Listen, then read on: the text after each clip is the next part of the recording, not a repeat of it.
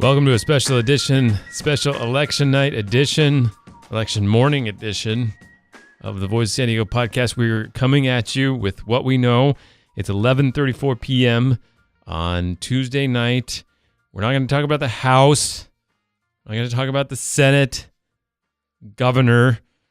This is for you guys who care about the San Diego regional politics. We're going to go through our draft order. Of what we went through last podcast about the races we cared about. I'm Scott Lewis, of course. I'm here with my friend Andrew Keats. What's up, buddy? Sarah Libby. Hey. All right, so let's get right to it. Andy, you picked D4 as your number one race to watch. We got these preliminary results. Whoa! Yeah, this had Election Central buzzing. So Monica Montgomery is up by a little bit more than 3 points, almost 4 points here, and wait, it's 52 to 48, so 4 points, right? Yeah, so yeah, more than 4. Yeah, four and change. Yeah, a little 4 late. and a quarter. It's fine. Sorry, she's up by 4 and a quarter, which it's a little bit rough because it's close enough that you can't call it. Can't call it. Yeah. We've seen bigger gaps close over the next few days. What people kept reminding me that those bigger gaps that we've seen have usually not been district level. That there's so few votes, it's harder to close a percentage gap like that in small district races. Yeah, I remember, I guess it would have been 2008 or so, April Bowling, or 2012. She ran against Marty Emerald. Yeah, and it ended up closing a lot. That was 2010, I believe. But it didn't close that much. Yeah. Wow, big result. Monica Montgomery, if she ousts the council president, holy smokes, does that unleash some discussion? So she is going up against the mayor. She's going up against, her rival, Myrtle Cole, who's the most powerful person on the city council, supposedly. Yeah. And the Democratic Party, the county Democratic Party. Yeah. Almost all of labor. Basically all of labor. Yeah, all of labor. And she didn't even get significant support from the business community, right? She got, a little bit of support from an outside group financed by Michael McConnell. That's right. There was a little bit of spending on her behalf from the business community, but not really. Yeah. She turned it down. Extraordinary result. Now, obviously, it's not done. A couple things. It isn't done. It'll probably be close enough when you wake up that it still won't be done. We won't be able to say that she has won. Myrtle Cole was nowhere to be found at Election Central. Monica Montgomery and maybe 50 people were behaving as though they had won. Mm-hmm. They seem to think that they won, for whatever that is worth. I would also enter into the conversation that this time on the primary night, Monica was trailing Myrtle Cole. Yeah. So the day in the primary, she did better over time. So if you think Myrtle Cole is going to catch Monica, you'd have to have some sort of theory for why she would buck the trend that the two of them displayed during the primary, and I don't exactly know what that would be. Maybe you have one, but I don't know what that would be. No. So that would be an extraordinary change of leadership. It would set in motion also council president battle. I think in fairness, Myrtle Cole's days as council president were probably numbered no matter what. Oh, okay. Is the scuttle I've heard is that there's 3 people jostling for it, and none of them are Myrtle Cole. So that was probably over anyway.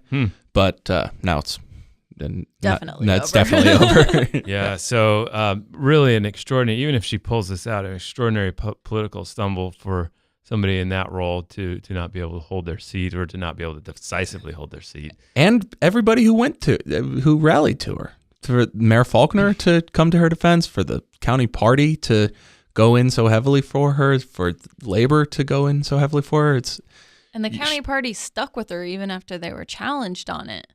Yeah, they went in pretty big on 2 Democrat versus Democrat races in certain districts, and as we'll get to the other one, they seem not to have a good grasp of where their voters are. Can I just make a point that those candidates who went to PolitiFest did really well? Yeah, The PolitiFest bump. the PolitiFest bump. Yeah. That's good. Consider it in the future, Okay. everyone. All right. You had Measure D when we drafted. Measure D would change the elections process at the San Diego County Board and basically at all the county offices. It would say you'd have to go to a November runoff for every election. And we, I think, all observed that would dramatically change the makeup potentially of county elections, make it easier, frankly, for Democrats to win. And it's doing well. It's doing really well. So it, looks as if it's going to win by a pretty big margin. And so there are a few of these races, like the ones that we just talked about in D4, where at the city level, there are people who are winning, but it's not quite close enough to be comfortable to say this is definitely going to happen. And yet a lot of the countywide races, we're seeing really big margins. Yeah. And so I feel pretty comfortable saying Measure D is going to win.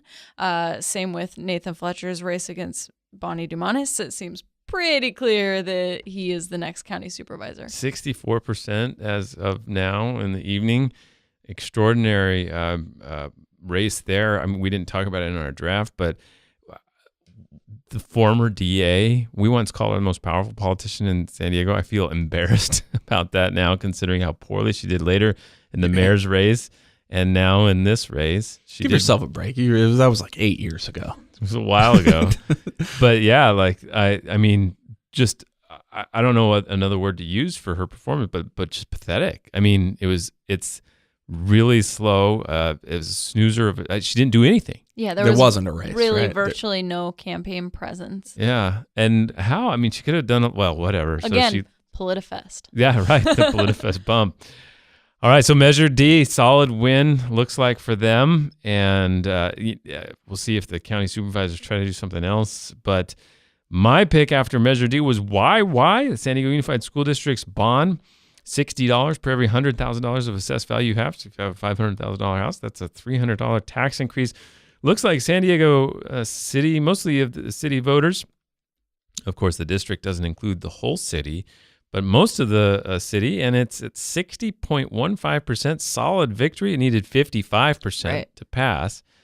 So it could, I suppose, get chiseled away, but it looks like it's pretty clear. That is, but for now, a lower total than the Prop Z got in 2012. It was 61.8.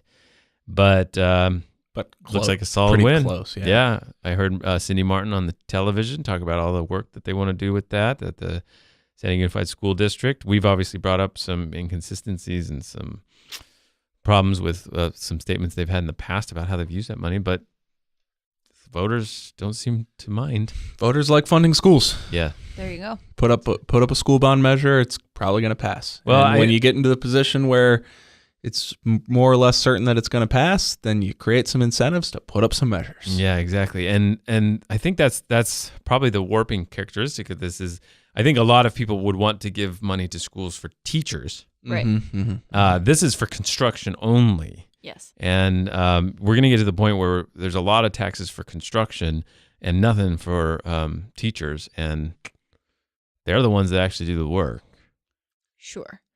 They always argue that this frees up money for teachers, although They've never capped that seems now to because actually happen. yeah, now they're like 98% of their budget or whatever is on salaries. They've gotten rid of about every construction There's going to element. be an upper limit Yeah. on what you could spend on salaries. Like it might be 100. Right. Yeah. Might be 100. All right. Next up was me again. Measure L. Measure Your L. favorite. I think this is your favorite one. It's good. I'm a fan. Measure L, 78.13%. Just trounced. People want to give the city council raises. They're just stoked on raises for the politicians. Why were they afraid of this issue for so long? They did 78%. Actually, turns out it's very popular. You fools. It's a wave itself. Yeah. Put a salary increase for elected officials on every ballot. What remains after the 71.8 is like the UT editorial board. Yeah. It's just like, oh God. 78.1. That is huge. Ricky Young is just like pacing in the UT newsroom. It's like, more money for these jerks. I kid, Ricky. It's not a lot of money. Yeah, and I saw Mark Kersey had Measure L sticker Really? on. Yeah, he was a big Measure L guy. That was his How thing. many of those did they print? I said to him, I was like, "Oh, hey, what do you think about today?" He goes, "Measure L." I was like, "You and me, man, we're two on are the the same guys. wavelength." Yeah. And No, that was- 78% of voters. It was like a button that was like from a kid's toy where you like make your own buttons. Like, Exactly. Yeah. Yeah, well, his team had them. They were ready.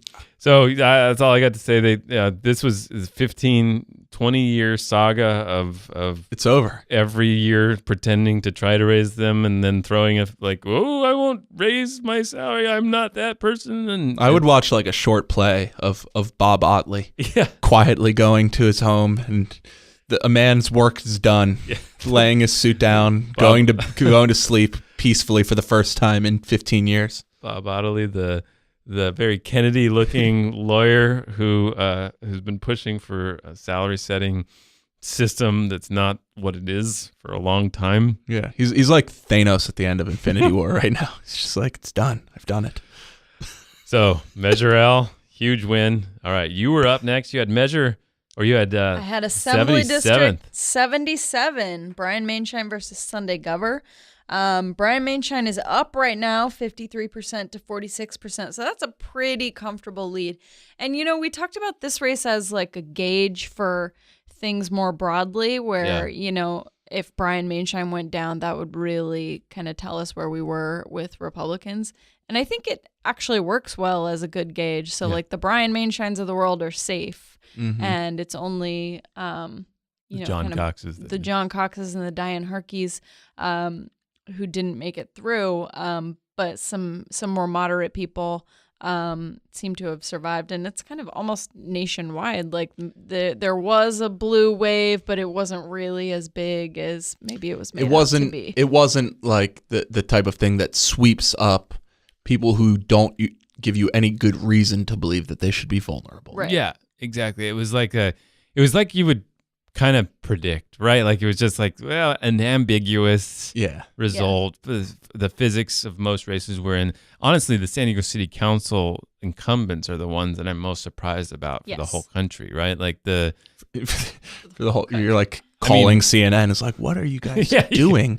No, but I mean, Forget like about as far this as You gotta get to this guy. Lori the stuff Zapp race. the stuff I care about, like it looks like it all fell into place the way you would if somebody laid out this whole thing, a couple of days ago, you'd be like, yeah, that sounds about right. Yeah.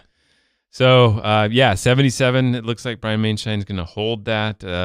It's another one that's like you can't quite call it. Yeah, Sunday Gover was at the Democratic Party and was making the case. It's still not done. So it's closer than the Monica. I mean, it's easier to call than say the Monica Myrtle race. I mean, it is like 7 points. That's a pretty big margin. That's a pretty big margin. Yeah.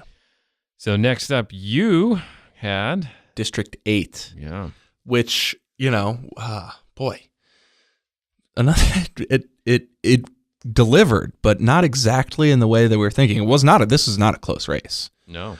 Vivian Moreno, staffer to Councilman David Alvarez in that district, won. She won by like 9 points against Antonio Martinez, who's on the San Ysidro School Board.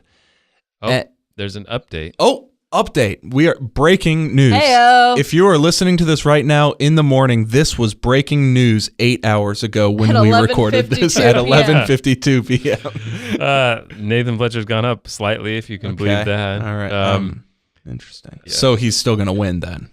Yeah, Monica Montgomery looks like she's gained a little ground. She has gained a little ground. I'm glad I said that earlier. 53 to makes me seem a little bit 47, smarter. Basically. 52.5. She did go up. She went up like almost half a point. Yeah. So That God, that might Monica, happen. I can't Monica believe it. Montgomery is going to be on the city council over Myrtle At this point, Cole. we're just reading our phones Yeah, into the sorry. microphone. Is that good podcasting? It's good. Hey, great. It's great. Hey, good radio. But If- back to D8, it's like Yeah. kind of a mixed bag for David Alvarez because on the one hand, his staffer won huge potentially, Yeah. and on the other hand, he himself might lose. Yeah, so to review, for some strange reason, David Alvarez decided to run for community college district, even though he had already made it clear he was going to run for county supervisor in 2 years. And he did so against a young up-and-comer, Sean Ello, who used to work for Scott Peters. And Ello has a really compelling story and had a lot of following. He got the Democratic Party endorsement over Alvarez, which was another sign of just how much Alvarez has fallen in the stature among local Democratic leaders. And sure enough, Ello is up 51 to 49% in this race. Again, an incumbent city councilman who ran for mayor shouldn't really have a problem in a race like this. But he's certainly not guaranteed at all a win there. So yeah, you're right. He had this. It looks like his protege on the is going to run very easily into a win in his old seat or his current seat, but he himself. Yeah, it's a muddled picture. It doesn't give us a clear understanding of how we should take where David Alvarez stands right now. But Well, it's kind of like an endorsement of the machine that he built to win in that district, but not of himself personally, I guess. yeah, that's a good way to put it. or that he could get reelected if he was allowed to, right? Well, the alternative explanation is just that like Vivian just straight won it. Right. Yeah, that Just- she's and- there's and, always like- that. Yeah. There's also that as a And- possibility. And I mean, Vivian, by basically all accounts, really worked hard and earned this. Like win. she went door to door. She She did. like 3 times to each viable voter opportunity. Is what I yeah, in our understand. Voices of the Voters that we did today when Maya Sri Krishnan went out to D8, there were a lot of people who said, like, I know her. She came to my house and I just feel like I know her. And so that actually worked on several voters that we talked to. So that one, Imagine that. yeah. And so this one is big enough that I think we can basically call it. Oh yeah. I think it basically is over. So it'll be interesting to see her on the city council. I think, one of the things people spend a lot of time talking about the partisan mix of the city council. Often I would say that what's more interesting is just the actual individuals on the city council makes more of a difference than their party sometimes. People, it's a small legislative body. It's not like the House of Representatives. So any one person can be very disruptive or potentially very productive and really change quite a bit about how the council goes. So she's going to be very interesting for me to watch. Replacing Lori Zaff, David Alvarez, and Myrtle Cole with Vivian Moreno, Jen Campbell, and Monica Montgomery. Montgomery is an extraordinary crazy. change. It's fascinating. So and again, another thing to enter here. I mean, Labor picked Antonio. The only major labor union that backed Vivian was the Municipal Employees Association, MEA, the white collar union for city workers. And as far as broader narratives to come out of tonight, Labor, we'll get to this. They had a big win. They had two big-ish wins in city politics, but I really question their ability to read their constituents and really the base of their constituents in both D4 and D8 to have a dem-on-dem race and to pick the wrong side in both of them If the results hold. Yeah. if the results hold I don't know exactly what it says about where Labor stands among Democratic voters in the county right now, but it says something, and it's really something worth watching. I Well, think. especially to throw the elbows they did. It's one thing to back a candidate, give them an Right. endorsement, maybe help them a little bit. It's another thing to like eviscerate, to viciously attack one of another Democrat who's not like a business or whatever. Like 2 years ago, Anthony Bernal yeah. ran a campaign that he was looking for support. The party didn't side with him. He was looking for some sort of way to differentiate himself from Chris Ward, and he ended up running a campaign that was quite like a Republican. Mm-hmm. Yeah. And so that really appealed to the business community. really appealed to the business community. And so that earned the ire of labor and the Democratic Party. Vivian and Monica didn't do that. They ran as Democrats, and it still earned them comparisons to Donald Trump. Yeah. So that one, despite not being a close race, I think did pay off as being very fascinating, and Vivian Moreno will be an interesting person to watch on the city council. All right. Well, this got to your big pick. You were walking around the Election Central Tuesday night, people yelling, La Mesa City Council. So let's hear about the La Mesa City Council that looked like. So there was. Again, I got to say, it held up. I said it was interesting, and here are the results. Well, let's remind people. So as it is, there were 2 Republicans up for re-election, incumbents. Yeah. It's one of those where you vote at large for a bunch of people and the top 2 move on, right? Yep. And so what's the results now? One Democrat and 1 Republican if the current results hold, and it is quite narrow. So Akilah Weber, who is a doctor and the daughter of Dr. Shirley Weber in the Assembly, is in the first place position. She has 27.06% of the vote. Incumbent city councilman Bill Baber is in the number 2 position, which would allow him to keep his seat. He's at 26.22, so not quite a point. He's not quite a point back. And then in the third position is Guy McWhorter, who's also a Republican, who, if results hold, would lose his seat. He's about 2 points total back from Akilah Weber, and a little bit more than a point back from Bill Baber. Dave Myers, who ran for sheriff unsuccessfully in the spring, finished in 4th place and has a ways to go. Probably will not be able to get back in it. So that, if these results hold, we would have 2 Democrats on the city council, 2 Republicans on the city council, and Christine Alessio has left the Republican Party last year because of Donald Trump. So you'd have 1 independent on the city council. There's got to be, I wonder if there's something happening. So Steve Poizner did well in the insurance commissioner race. I'm not sure that's decided. He's an independent. Is there going to be this network of centrists or center-right independents at some point? Or is that just I don't know. I saw some tweets congratulating Scott Peters for supporting moderate Democrats. And so it could be a thing that people in the middle do well. The Democratic yes. Democratic Party stuff will be a bigger deal than some sort of third party. Could be. Mm-hmm. Yeah. So that was Mesa City Council. Everybody was on the edge of their seats for that one. Sarah followed that pick with, a good pick, good workhorse pick. I feel good about this pick after tonight. Not because there was any really shocking results. I think if we had to call it, this is probably how we saw it going down, except Measure E is losing 71%. This is the Soccer City measure. 71% are a no on Soccer City, and that is a big margin. It's quite a no. Have you ever seen anything like that? The airport in 2006, the airport authority to move the airport to what was an established Marine Corps air station that they were not leaving. And you took on the Marine Corps in San Diego. You took on Qualcomm, the company. Okay. And you took on some of the wealthiest residents in the county. That didn't work, huh? Didn't come together very well. Come together. And I think it got 68% no. So this is even worse than that. Yeah. This is I had pancaked. I had no expectation of Soccer City winning, but boy, did I not expect this. It's just you look at this whole right now. This is only with 35% of precincts reporting, not votes, precincts. 118,000 votes to 48,000 votes. Almost, it's just double and a half. It's crazy. So people didn't want that. No. People of this city did not want that plan.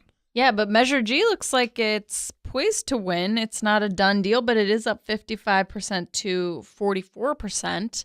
When I left the U.S. Grant Hotel where they were gathering, the cheerleaders and the band were holding outside, along with the president of the university. They were all in their pattern, ready to play the fight song. Yeah, of Just course she waiting was for their neutral cue. on the proposition. But Absolutely. Yeah. 100%. No, this is unrelated. The whole band, all She's that. a supporter That's just of like the band. yeah, it's She was there to support the cheerleaders in the and band. they're celebrating elections as a abstract concept. Exactly. So I said a couple times that like Soccer City was testing the proposition that endorsements and support matter. Yeah, Specifically, they were claiming that they don't matter. yeah. They clearly had a South of 8, a Spanish language plan. They were really going to turn out soccer fans. It was, Young people. You were going to be surprised. You live in a bubble kind of thing. And like I said once that like I expected that those things did matter, that endorsements and support from coalitions that spend money on your behalf do matter. Well, Soccer City got the crucial Reggie Bush endorsement over the weekend that obviously Disrupted yours. really disrupted my Saturday night. Yes, I did get a slack from Had you. me thinking some deep thoughts about the future of the city.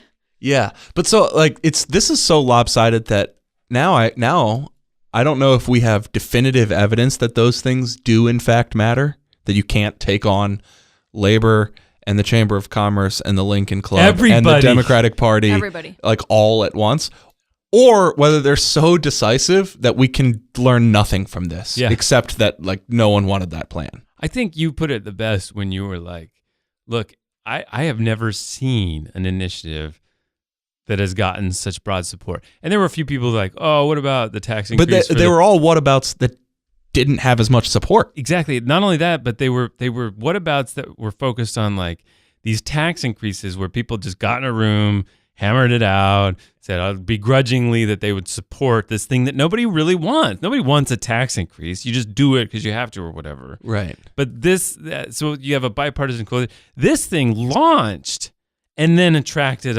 an incredible bipartisan coalition. Now, you can have all these like cynical reasons why, like some of them got on board because they have other interests and rival interests and whatever. Well, so what? Yeah, That's what politics is. Right, exactly. And so extraordinary performance. But the thing is to watch now is San Diego State buying this land from the city and, building the river park or whatever.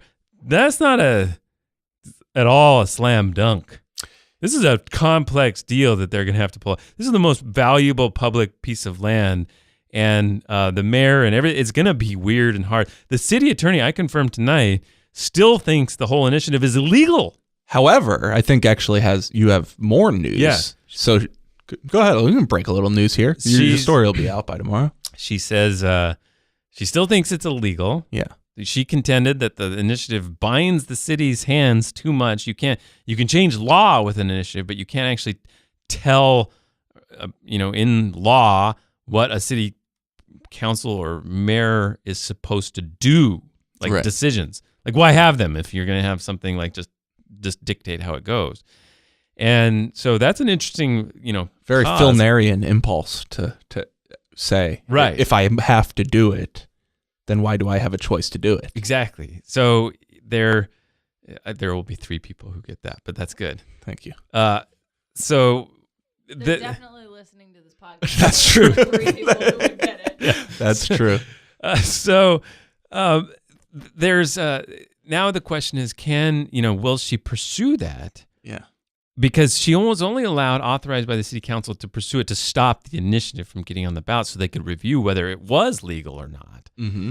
And so she has to go back to the city council to ask for authorization. And she reported this night to me that she is not planning on doing that. Yeah. That she's going to... Interesting. Which is interesting. So one of the municipal lawyers I talked to of this most recent story I did on Soccer City's promises, which was a waste of time. Didn't need so to. that's moot. 28%. Didn't need to answer those questions. 28%. That was the right amount of resources to put into reporting on that was none. There was more, and barely more votes than words in your article. Yeah.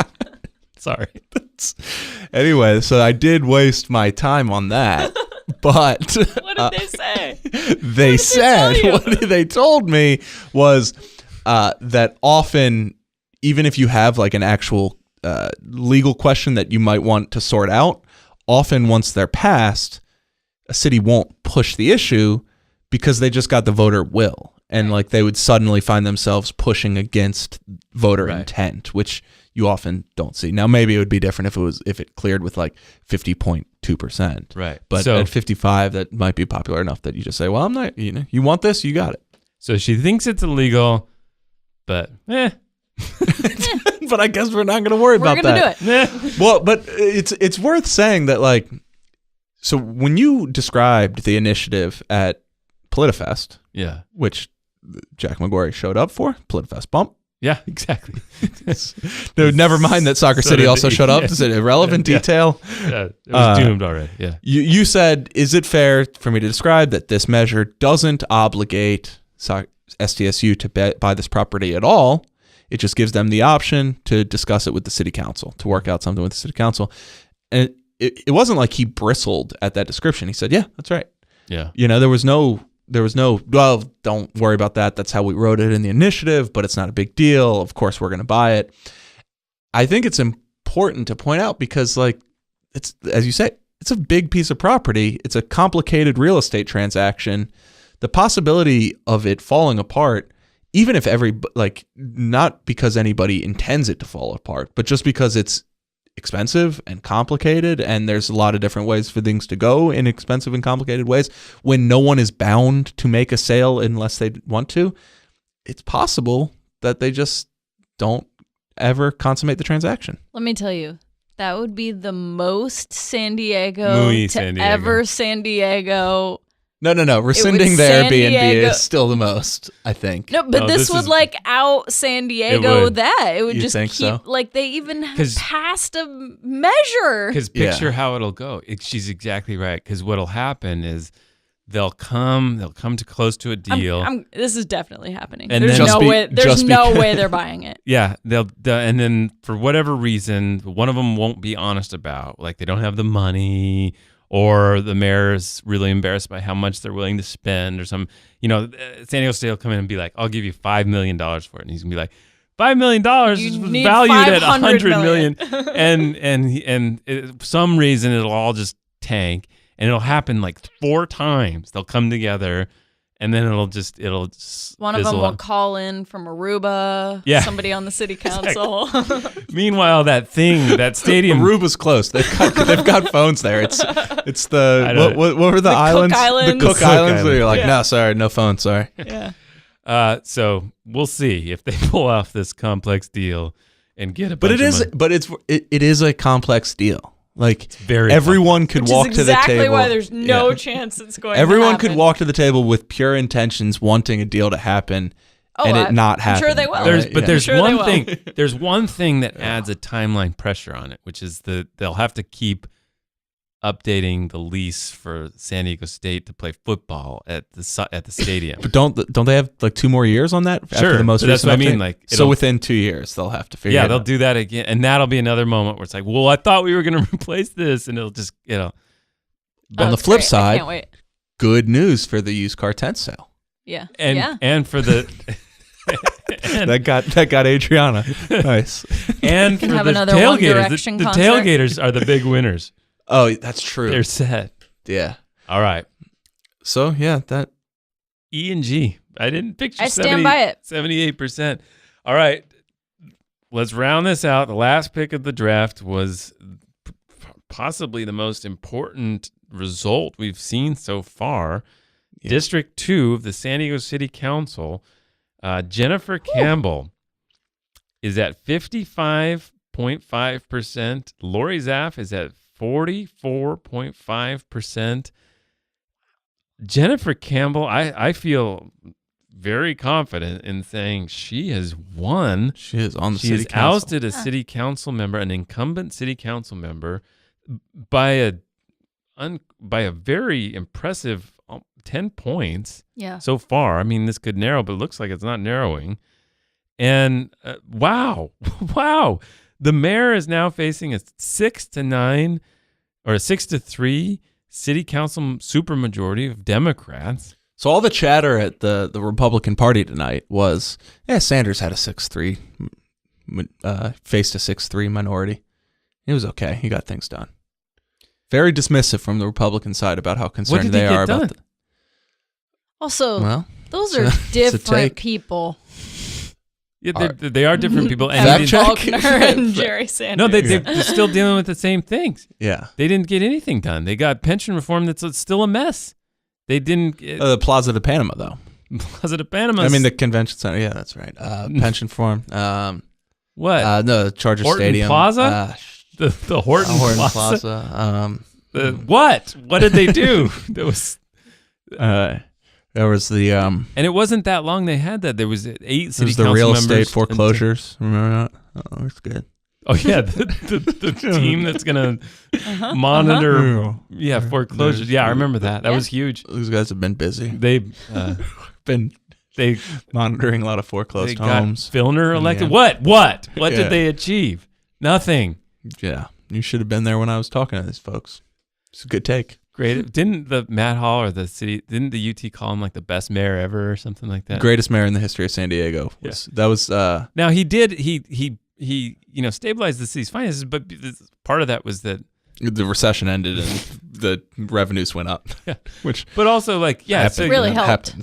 That happens. Oh, he's gonna. No, he did other. He did stabilize leadership, and they made reforms in how the money was spent. It's not. We're being unfair. But also it's midnight on election night. Give us a break. But also, the city council going 6-3 Dems right now when it's more partisan than ever. Like, that's a big deal. Stop saying it's not a big deal. It's a big deal, and I think it's kind of fair to say that Faulconer didn't have a great night given the insane defeat of Soccer City. Oh, and then he supported Myrtle Cole. Yes. And then he's facing a veto override now. Yeah. Yeah, no, it's definitely good take. He had a bad night. Wait, I don't. Jen Campbell. Yeah. Like that was his number one priority was getting Lori Zafre elected. Yeah. He told me that. I think he said that in a press release. So that didn't happen. So there that goes. Yeah, if it's such a not big deal, then why did he work really hard to keep it from happening? Yeah. I mean, I think. Well, because here's the thing: you would always want more power rather than less power, and protecting members of your party who've been on the city council for 8 years is what you do. But let's be clear, he is dancing with total irrelevance at this point. Or he's dancing with, well, all right, let's make a deal. What do you guys want? Sure. Let's see that. Yeah. Now the question is whether this Dem majority wants to give him victories in his last 18 months in office. Or just like, are willing to just pursue things that he finds odious. Right. Like there's there's only so much you're willing to like make a deal on. At a certain point, you're like, I don't think that's an okay thing to do. Things, yeah. But anyway, just review. This is the power. Is this the clearest example we have of like the anti-Trump? Which seems not to have actually been much of a thing nationally. Yeah.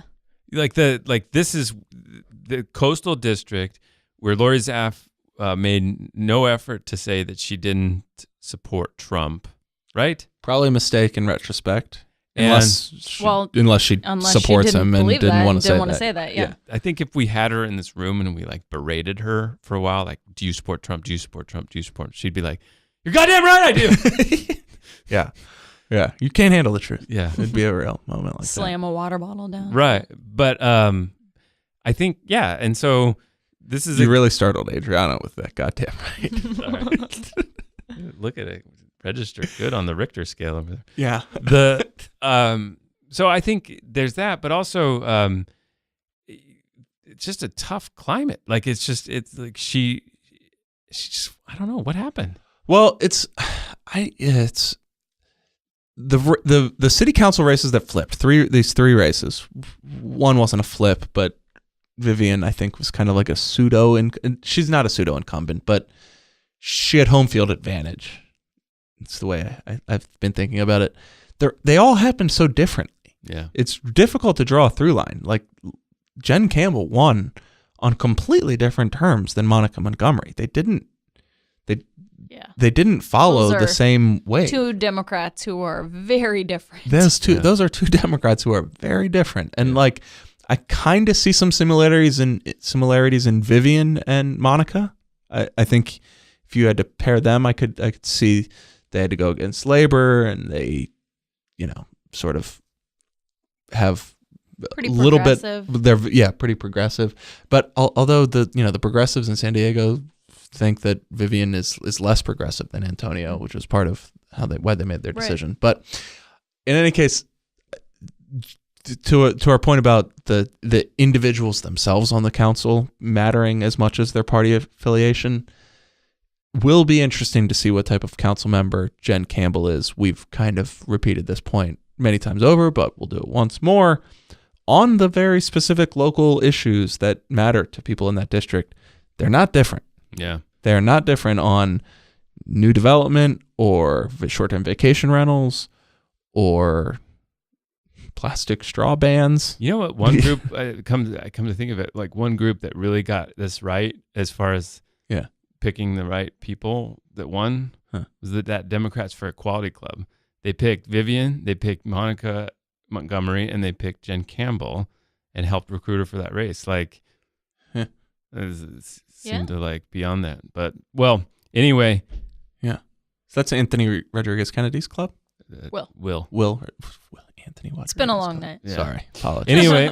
Apologies, Will. What a night. Lots more to go through. Several other races, obviously, we didn't get to. We are going to have a special elections roundup discussion on Thursday, or I guess we'll post Friday. We will be having Ashley Hayek, who represents Republicans, and Dwayne Crenshaw from Southeastern San Diego and Rise San Diego, and former city council candidate himself against Myrtle Cole. So should have an interesting perspective.